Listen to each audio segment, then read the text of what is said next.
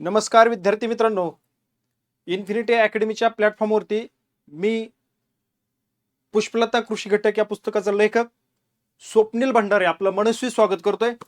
विद्यार्थी मित्रांनो, आज आपण शेतकरी दिन 23 डिसेंबर हा चौधरी चरण सिंग हे देशाचे पंतप्रधान होते, त्यांच्या जयंतीनिमित्त हा दिवस साजरा केला जातो आणि त्या निमित्तानं हे सेशन या ठिकाणी मी घेतोय. हा व्हिडिओ आपल्या समोर शेअर करतोय. विद्यार्थी मित्रांनो, आपण हा व्हिडिओ बघा, काही माहिती घ्या आणि जनजागृतीसाठी सुद्धा आपल्या विद्यार्थी बांधवांना सुद्धा पाठवायला काही विसरू नका. विद्यार्थी मित्रांनो, राष्ट्रीय शेतकरी दिन का साजरा केला जातो, कोणाच्या जयंती निमित्त हा साजरा केला जातो त्याबद्दल संपूर्ण माहिती घेऊया. परंतु हा राष्ट्रीय शेतकरी दिन साजरा करत असताना एकीकडे जल्लोषामध्ये हा दिन साजरा करतायत आणि राष्ट्रीय समस्या ही दुर्लक्षित करू नका म्हणून कोणत्या राष्ट्रीय समस्या आहेत याबाबत मी या ठिकाणी सविस्तर बोलणार आहे. म्हणून हा व्हिडिओ बघा आणि आपल्या विद्यार्थी मित्रांना सुद्धा पाठवायला विसरू नका. विद्यार्थी मित्रांनो, एकीकडे जल्लोषात साजरा होत असणारा हा राष्ट्रीय शेतकरी दिन आनंदाची गोष्ट आहे.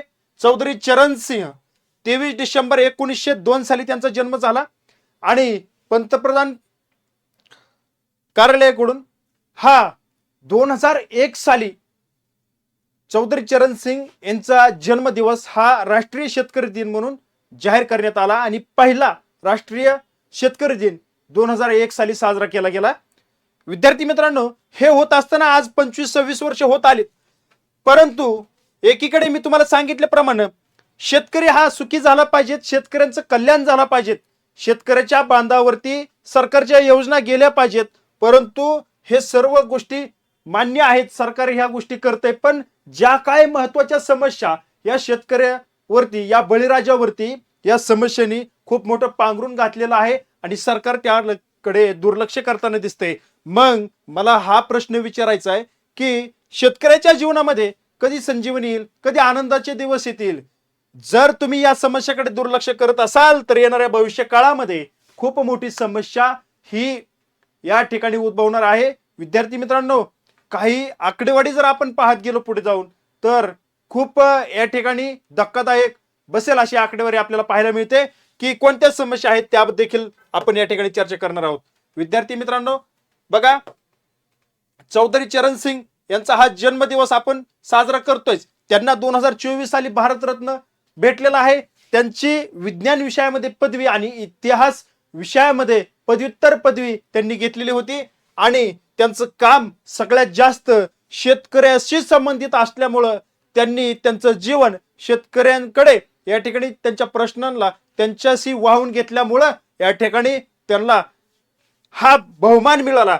मग असे कित्येक कृषी मंत्री होऊन गेलेच की त्यांचं काय केलं नाही, परंतु त्यांचं योगदान पाहता, त्यांचं काम पाहता, शेतकऱ्यांबद्दल त्यांची तळमळ पाहता आणि ते जे शेतकऱ्याचे नेते म्हणून या ठिकाणी एक उदयास आलेलं त्या काळी नेतृत्व एकदम हुशार, अतीक्ष्ण, चौकस बुद्धीने हा विचार करणारा व्यक्ती हा भारताला लाभला, हे आपलं नशीब म्हणावं लागेल. विद्यार्थी मित्रांनो, गरिबी निर्मूलन असेल आणि जमीन सुधारणा असेल त्यामध्ये त्यांनी त्यांचं चांगलं काम केलेलं आहे. शेती करायला फक्त जमीन लागत नाही तर राबायची जिद्द लागते आणि रिकामटकड्या लोकांचे इथे काहीच चालत नाही, इथे फक्त घामाची भाषा चालते. म्हणून बळीराजाला माझा मानाचा मुजरा. बघा, आपण कसं म्हणतोय, जर शेतकरी जगला तर जगातील सर्व या ठिकाणी जे काही जिवंत व्यक्ती आहेत ते जगतील. आपण पोटाला जे काय अन्न खातो म्हणून आपण हा जगाला पोशिंदा म्हणून जो संबोधला जातो, म्हणून आपण त्याला अन्नदाता म्हणतोय. विद्यार्थी मित्रांनो, ह्या मोठ्या मोठ्या सिटीमध्ये जर अन्न वेळेवरती, भाजीपाला असेल, सगळ्या गोष्टी असतील खाण्यापिण्याच्या बाबतीत शेतकरी पिकवतो, त्या गोष्टी जर पोहोचल्या नाहीत तर काय परिस्थिती होईल हा एकदा विचार करायला हवा आहे. परंतु हा जो आपलं पोट भरणारा हा जो शेतकरी या ठिकाणी अडचणीत सापडतो तेव्हा काय होतं, कोणी विचारून तरी पाहतंय का? त्यांच्या समस्येकडे कोणी विचार करणार आहे का, पाहणार आहे का? त्यांचं दुःख कोणी जाणणार या पृथ्वीतलावरती कधी जन्माला येईल का हा प्रश्न पडतोय. दिवसेंदिवस ही समस्या या ठिकाणी बळकावत चाललेली आहे, पण जर याकडे तुम्ही दुर्लक्ष कराल आणि यावरती जर पूर्णपणे कायमस्वरूपी तोडगा जर निघणार नसेल तर ही आज ना उद्या वेळ आपल्यावर सुद्धा येऊ शकते. त्यामुळं ह्याची जी सुरुवात आहे त्या ठिकाणीच ती थांबली पाहिजेत. 23 डिसेंबर रोजी राष्ट्रीय शेतकरी दिन हा किसान दिन म्हणून साजरा केला जातो. त्यामध्ये जे माजी पंतप्रधान चौधरी चरण सिंग यांच्या जयंतीनिमित्त ते शेतकऱ्याचे नेते होते, त्यांना तळमळ होती शेतकऱ्यांबद्दल, म्हणून त्यांची ही ओळख त्या ठिकाणी निर्माण झाली आणि त्यांनी कृषी क्षेत्रामध्ये महत्वपूर्ण योगदान दिलेलं आहे. म्हणून त्यांच्या स्मरणार्थ आणि देशाच्या अर्थव्यवस्थेतील शेतकऱ्याचे महत्व अधोरेखित करण्यासाठी या ठिकाणी हा दिवस या भारतामध्ये, संपूर्ण भारतामध्ये शेतकरी दिन म्हणून, राष्ट्रीय शेतकरी दिन म्हणून साजरा केला जातो. शेती क्षेत्रातील आव्हानावरती चर्चा केली जाते. शेतकऱ्यांच्या समस्याबद्दल जागरूकता वाढली पाहिजेत आणि त्यांच्या योगदानाला सलाम केला पाहिजेत. म्हणून या ठिकाणी हा दिवस या ठिकाणी आज रोजी म्हणजे 23 डिसेंबर रोजी या ठिकाणी हा निवडला गेला. त्याचं कारण आहे की शेतकऱ्यांच्या प्रश्नावरती जागृती झाली पाहिजेत. त्यांच्या योगदानाला, जो काही शेतकरी या ठिकाणी रात्रंदिवस शेतामध्ये घाम गाळतोय, त्यांच्या योगदानाला सलाम केला पाहिजेत. म्हणून या ठिकाणी हा दिवस साजरा केला जातो.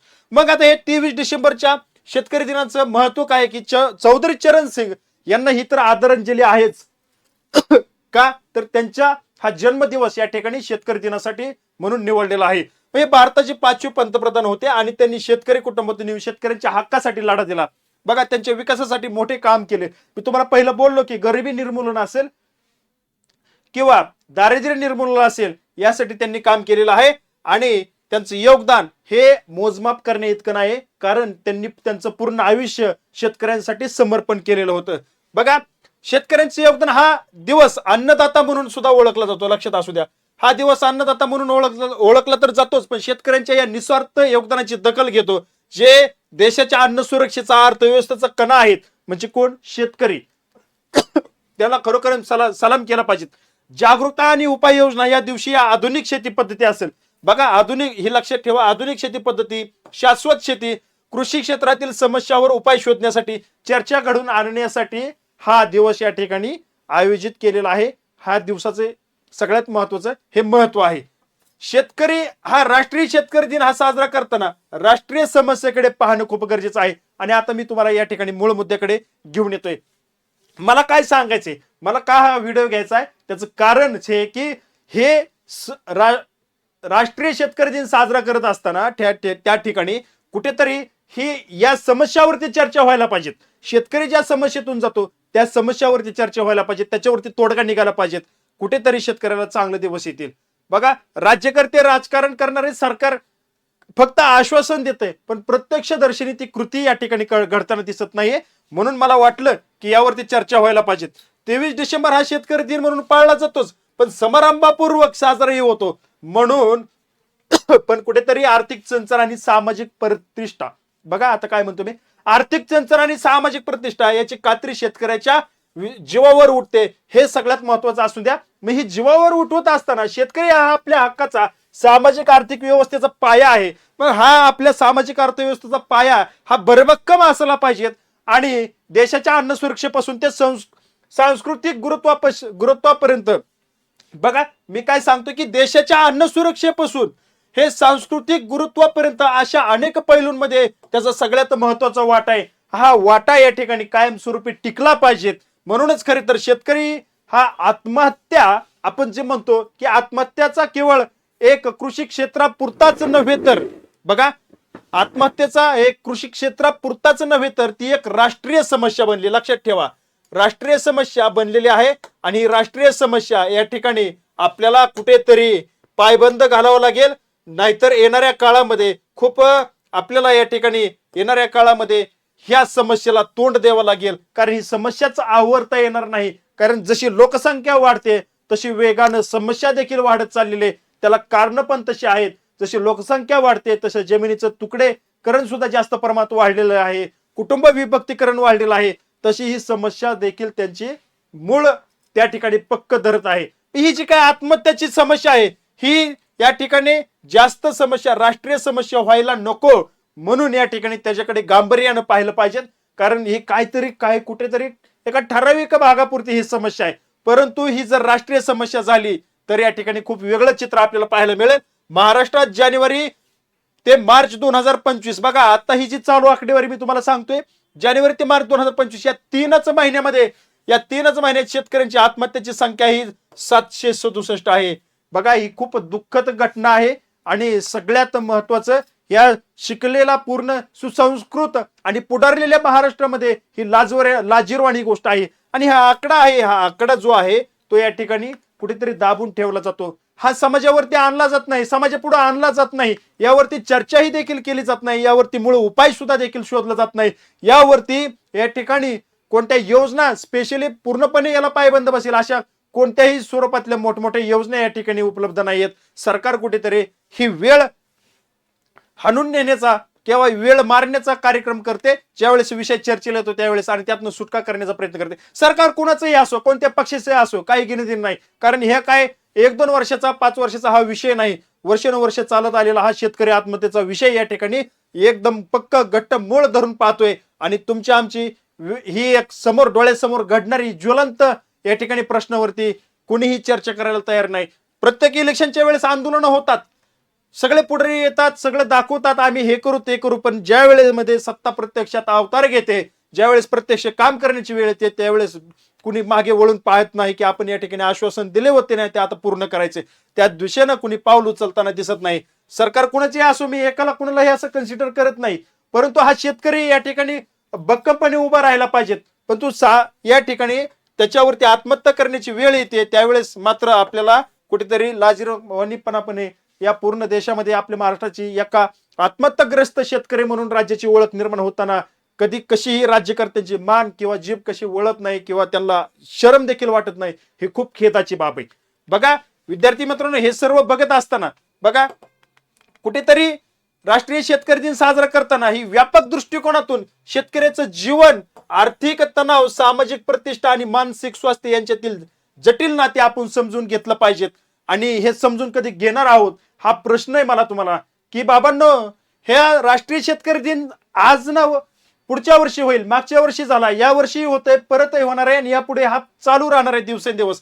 परंतु शेतकऱ्याचं जीवन असेल, आर्थिक तणाव असेल, बघा सामाजिक ही जी काय प्रतिष्ठा आहे, मानसिक तणाव असेल, ही जी काय जटिल समस्या आहे, यावरती या ठिकाणी हे जे काय नातं आहे ते समजून कधी घेणार आहेत का? शेतकऱ्यांच्या सामाजिक निराकरण फक्त आर्थिक उपाययोजना आणि कृषी सुधारणा पुरतेच मर्यादित नसून या ठिकाणी सामाजिक सुरक्षा असेल, मानसिक आरोग्य असेल, शैक्षणिक प्रशिक्षण, पायाभूत सुविधा असतील, आर्थिक समावेशन असेल, सामाजिक सहभाग आणि पिकांचे बाजारभाव यांचे संरक्षण यांचा एक समग्र दृष्टिकोन आवश्यक आहे. हे आपले धोरणकर्ते कधी ओळखणार आहेत का? बघा, आणि ही धोरणकर्ते या ठिकाणी शेतकऱ्याला कधीच मला तर वाटत नाही की त्याला भक्कमपणे त्याच्या पाठीशी उभा राहतील. दिवसेंदिवस ही समस्या जटिल होत चालली आहे, दिवसेंदिवस ही समस्या वाढत चालली आहे. यातून आपल्याला सुटका करायची आहे. आणि शेतकरी आत्महत्येचं हे संकट फक्त कृषीशी निगडीत नसून बघा ही निगडीत समस्या नाही, तर एक सामाजिक आणि मानसिक आर्थिक समग्र समस्या आहे. यावरती हे राज्यकर्ते कधी विचार करणार आहेत का? दूरदृष्टिकोन ठेवून कधी या ठिकाणी पुढे जाणार आहेत का? हा माझा प्रश्न आहे. त्याचं निराकरण करण्यासाठी शासन, सामाजिक संस्था, स्वयंसेवी संस्था, सरसकट नागरिकांनी एकत्र येऊन यावर व्यापक सामाजिक धोरणात्मक उपाययोजना उपाययोजना आखणे हे आवश्यक आहे. आणि बघा विद्यार्थी मित्रांनो, राष्ट्रीय शेतकरी दिन आपल्याला स्मरण करून देतो की शेतकऱ्यांचे जीवन, त्यांचे ध्येय आणि त्यांच्या संघर्षाचे सामाजिक परिणाम हे आपल्या सर्वांचं कल्याण आणि प्रगती, बघा सर्वांचं कल्याण आणि प्रगती यांना जोडलेला आहे. लक्षात ठेवा, राष्ट्रीय शेतकरी दिन जो आहे तो आपल्याला स्मरण करून देतोय की शेतकऱ्याचं जीवन, त्याचं ध्येय, त्यांच्या संघर्षाचे सामाजिक परिणाम हे आपल्या सर्वांच्या कल्याण आणि प्रगती याशी जोडलेलं एक नातं चांगलं घट्ट आहे. आणि ते दृढ होत जावं. कोणावरतीही अशी वेळ येऊ नये की आत्महत्या करावं का, तर त्याला त्याची कुटुंब सांभाळायचे, त्याच्या पाठीमागे असणारा जो काही भार आहे त्या या गोष्टी या ठिकाणी त्याला पाहिजे. आणि त्या देशानं सामाजिक न्याय, आर्थिक सुरक्षा आणि मानसिक आरोग्य सुनिश्चित करणे हे आपलं सामूहिक कर्तव्य आहे. हे कर्तव्य या महाराष्ट्रातील जनतेनं सर्वांनी आपल्याला या ठिकाणी पार पाडायचंय, कारण ही समस्या खूप जटिल होत चाललेली आहे आणि खूप गुंतागुंतीची प्रोसेस या ठिकाणी होत आहे. विद्यार्थी मित्रांनो, मला तेच सांगायचे की समस्या फक्त एवढ्याच नाहीत, यावरती उपाय देखील करायला पाहिजेत. बाजारभावाची समस्या असेल, विद्यार्थी मित्रांनो दळणवळणाच्या समस्या असतील, अजूनही शेतकऱ्याच्या बांधापासून ते बाजारपेठेपर्यंत जी काही दळणवळणाची समस्या आहे, याही गोष्टीवरती विचार व्हायला पाहिजेत. ह्या गोष्टीवरती होणार कसं? दळणवळणच्या व्यवस्थित सोयी नसल्यामुळे शेतकऱ्याला बाजारपेठेपर्यंत माल घेऊन जायला सुद्धा देखील या ठिकाणी अडचणी येत आहेत आणि माल तो या ठिकाणी विनामूल्य कमी किमतीमध्ये या ठिकाणी द्यावा लागतो आणि ही वेळ शेतकऱ्यावरती येते. मग ते गोष्टी सगळ्या तोट्यात जातात आणि कुठेतरी एक आर्थिक संकटामध्ये हा शेतकरी सापडतो. बाजारपेठेची एक दुरावस्था आहे. शेतकऱ्याच्या शेतापासून बाजारपेठ खूप दूरवरती आहेत. या बाजारपेठेची व्यवस्था या ठिकाणी व्यवस्थित व्हायला पाहिजे. त्याचं प्रशासन या ठिकाणी व्यवस्थित असायला पाहिजे. शेतकऱ्याला सहकार्य करणारं प्रशासन अस्तित्वात यायला पाहिजे. त्यानंतर बघा विद्यार्थी मित्रांनो, सगळ्यात मोठी समस्या आहे दलाल. जे काय दलाल या ठिकाणी आजही या ठिकाणी प्रत्यक्षदर्शनी पाहता बघा, ज्यावेळेस आपण म्हणतो की आता या ठिकाणी दलाल राहिलेले नाहीत, कुणी आता या ठिकाणी शेतकऱ्याला लुटत नाही, पण अजूनही दलाल खूप माजल्यागत या ठिकाणी शेतकऱ्यांवरती या ठिकाणी बाजारभाव पाडून या ठिकाणी माल घेतात आणि त्या ठिकाणी भरमसाठ किमतीला विकतात. या गोष्टी व्हायला नाही पाहिजेत. शेतकऱ्याला जो योग्य भाव आहे तो त्या बाजारभावात गेला पाहिजे. चांगला माल चांगल्या भावाला गेला पाहिजेत. या दृष्टिकोनातून अजूनही सरकारला प्रयत्न करणं सरकारला खूप गरजेचे आहेत. सरकार शेतकरी वर्गाकडे गांभीर्याने अजून देखील या ठिकाणी आपल्याला पाहताना दिसत नाही. विद्यार्थी मित्रांनो, आता मध्यंतरी शेतकऱ्यावरती बघा जुन्नर भागामध्ये खूप बिबट्याचा प्रसार झाला. ह्याचा सगळ्यात वाईट परिणाम जवळजवळ आजपर्यंत 56 लोक या ठिकाणी त्या भागातले बिबट्याने मारलेले आहेत.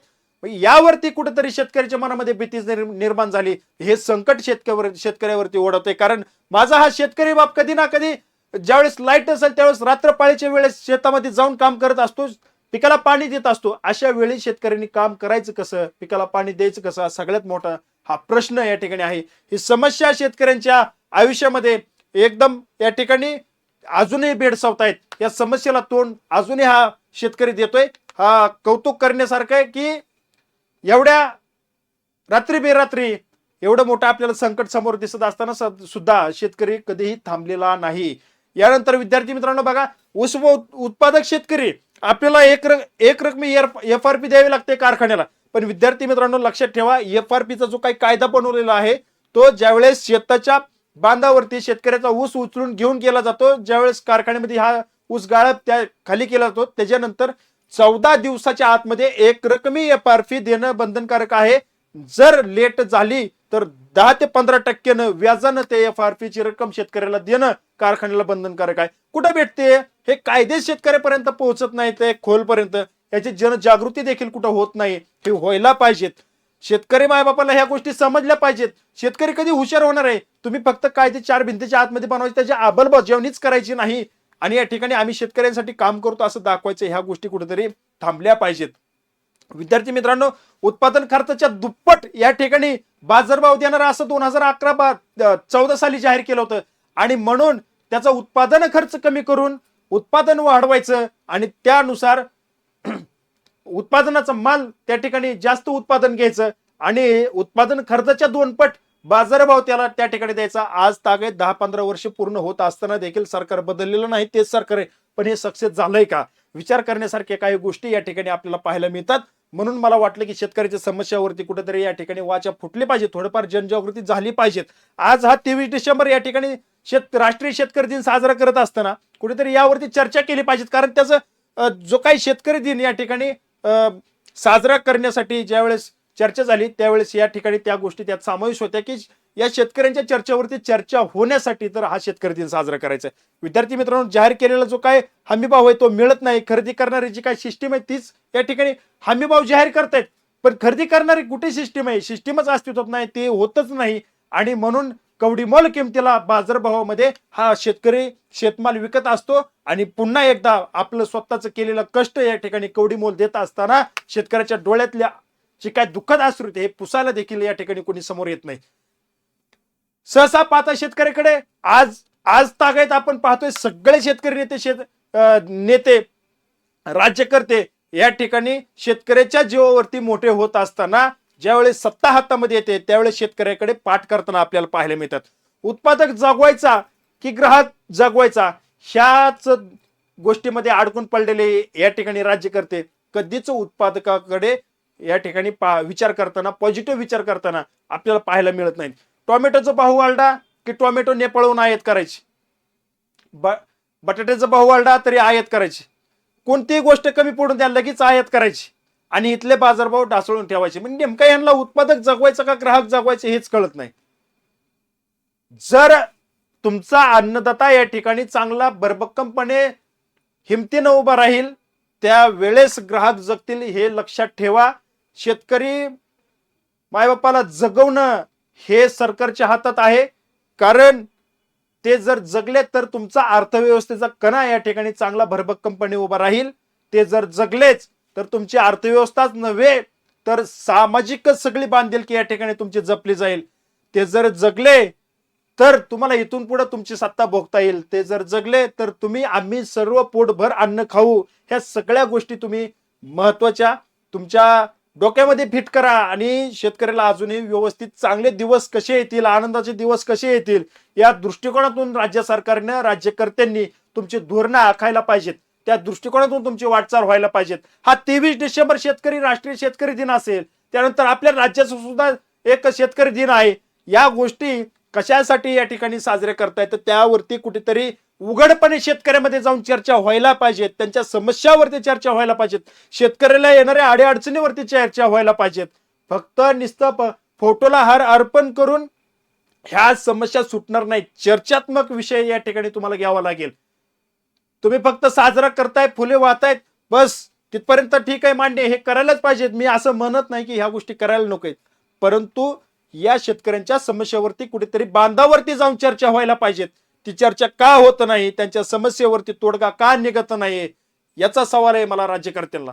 आणि म्हणूनच मी हे सेशन घेतलं की कुठेतरी ह्या गोष्टी समजायला पाहिजेत, जनजागृती व्हायला पाहिजेत. या ठिकाणी मी थांबतोय.